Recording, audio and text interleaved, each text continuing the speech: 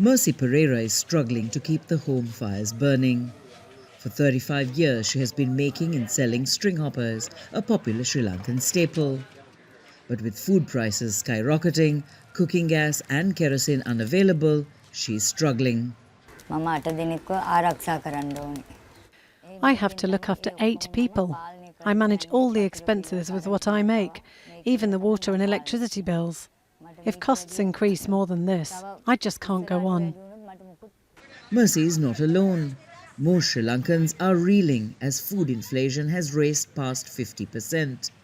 I found some items about 3 times more than even last week.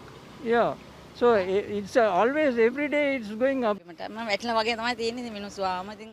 The person who bought kilos before now buys 250 grams. Things are at rock bottom.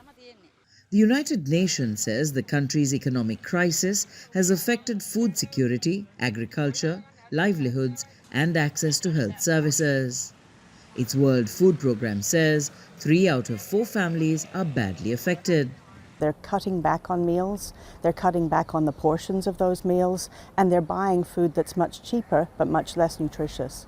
The UN and non-government organizations are appealing for almost $50 million for what they describe as life-saving assistance to the worst-hit people. But there are bigger concerns. My fear is that there is a much larger portion of the population who will very soon need the same kind of assistance unless there's a fundamental change in the situation here. There's little sign of that at present.